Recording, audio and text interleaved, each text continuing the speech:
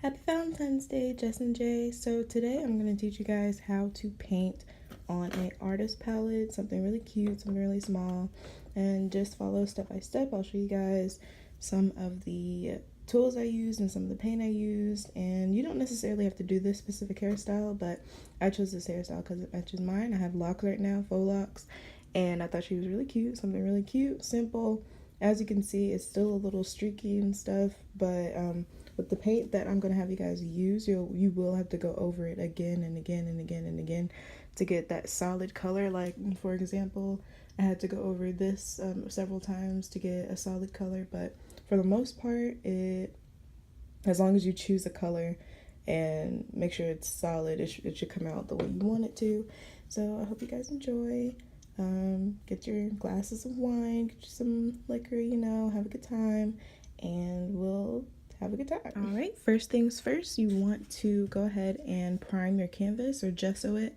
This is used to, prime your canvas, and it makes the colors pop so much more. I already went ahead and primed these two canvas panels. And one thing you want to keep in mind, you can use any brush you want to prime it. You can use your fingers, but one thing you want to keep in mind when you're priming it is to make sure that it's flat. Make sure that you're putting the primer on flat and not lumpy or bumpy. I'm going to show you guys an example of what I mean. So gesso comes out thick.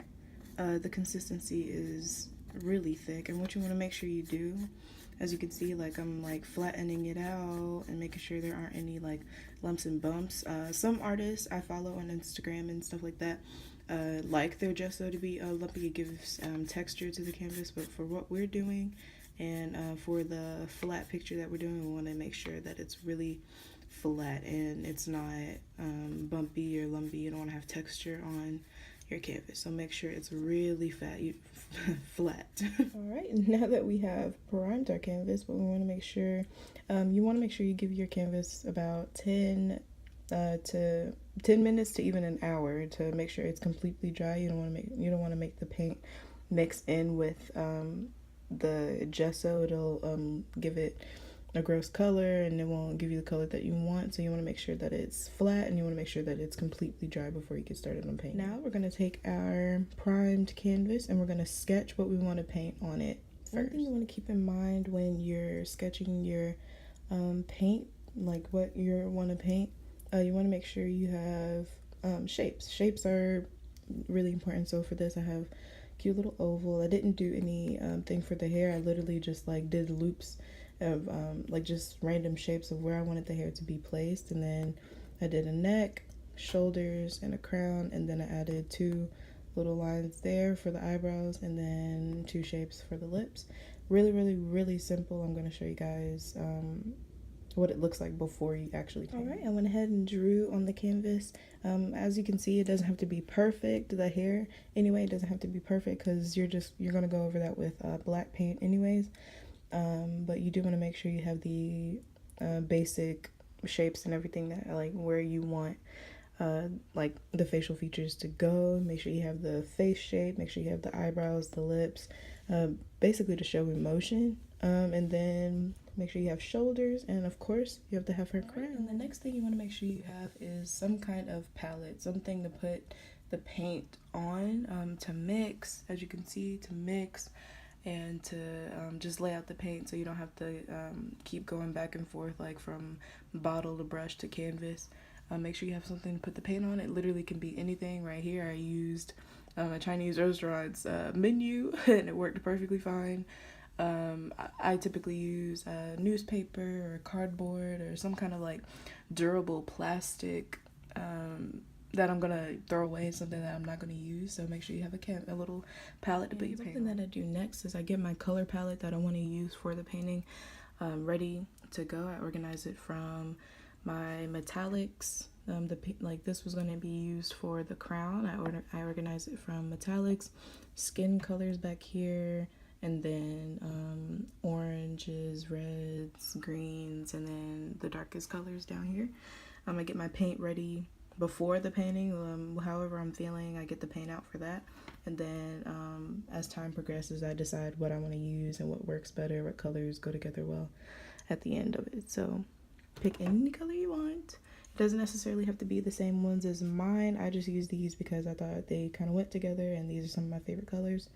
You can use any color, but for purposes of this video, I am gonna try to make these two come together and match. The next thing you want to do is to make sure you have your paint set out. I'm gonna be mixing these two colors, that's why they're so close together, but typically I like to keep the colors far apart. These are going to be for the shirt, this is going to be for the background, this is for the crown. And the reason why I have two colors for the crown, the yellow that you see right there is going to be used as a base color to make sure that the crown is really shiny, and to make sure that the metallic paint shows through, because the metallic paint by itself is very see-through and it's very streaky, so you want to make sure that you have that bottom color, that bottom layer, to make sure that the color stands out.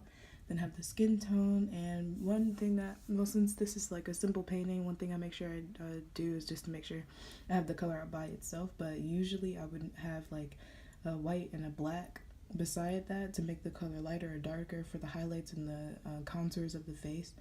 And then I have my shirt, the color that I'm going to be using for the shirt. One of the things that I like to do first is I like to add paint to the face. First, I leave the eyebrows last, the lips last, and I like to do the shirt first, and then I do the background and the crown. No, I do the shirt second and the background third, and then the crown last, and then the hair is just gonna go over top of the background once the background fully dries. I'm going to show you guys what I mean. This is what I like to call the ugly stage of painting, because the paint mixes in with the pencil and you don't really know what the shape of the face is. You don't know like if that's the color you want to use for the face. Yeah, this is what I call the ugly stage. But one thing that I really love about this brand of paint is that it's buildable. So if you make a mistake, you'll be able to go back and paint over it, or if the pencil's mixing it with the brown, you'll be able to go over that and just keep building and building and building.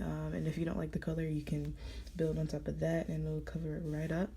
But yeah, this is the ugly stage of painting, so don't get discouraged. I typically get discouraged at this stage, but once you keep going, you'll fall in love with your painting. So just keep on going. I forgot to mention what kind of brush I'm using for this.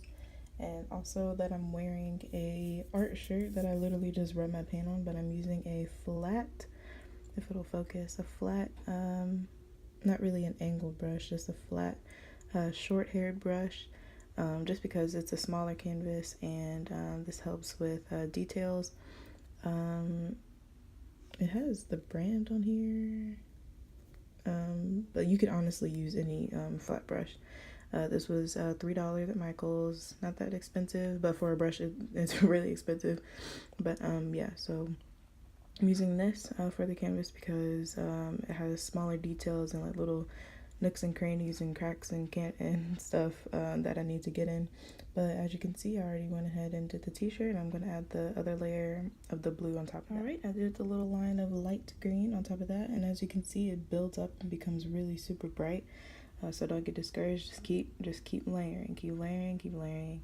And now I'm going to go ahead and do the background. I'm going to mix these two. It doesn't have to be perfect, because if you mix it on here and you don't on the, and it's like not completely mixed, as you can see, like there's still like parts of orange in there or whatever, it honestly doesn't matter. It adds texture and it adds character to the painting if it's not mixed completely. So yeah, you can just go ahead and mix whatever color you're going to use for the background and put it on. Right, as you can see, the background is a bit sloppy, but that is perfectly fine. It doesn't have to be perfect because the hair is wild and crazy like this, and so it's going to cover most of your mistakes. But just make sure you have a good bit of it covered, because the black is so dark, it's going to cover, yeah, like I said, it's going to cover all the mistakes. But as you can see, you'll do the background, go back to the face, back to the shirt, back to the background, to the face, shirt, back to the background, and just keep adding layers. So but the purpose of the first layer is to make sure you have all the colors that you want, and really deciding, okay, do I want this color, do I not? But all right, layers and layers in, you'll eventually add the eyebrows and the lips, and then you just keep building. You keep building. A lot of this is just making sure you have the colors that you want, and making sure that the color is bold, because if I left it like this, it would look a mess. But as you can see, like as time progressed and as I kept building on the color, it got darker and it got more clear. So just keep building and keep going around the eyebrows, going around the lips, and adding more color. And then the last step is going to be doing the hair. All right, and for the hair, the technique that I use is for locks. I just go around like that. Just quick, easy little circles. It doesn't have to be perfect because this is the hair that I have, and my hair is very kinky and curly, so I like to keep that texture. And something that I made sure I did was to keep texture in the painting here. As you can see, like the paint kind of built up, and you could see like where I did little swirls and stuff, so that's perfectly fine. It adds texture, it adds character, and it's nice. Alright, I messed up on the hair. It just kind of like meshed together, so I just gave her curly black hair, which is perfectly fine. If you mess up, just find a way to correct it.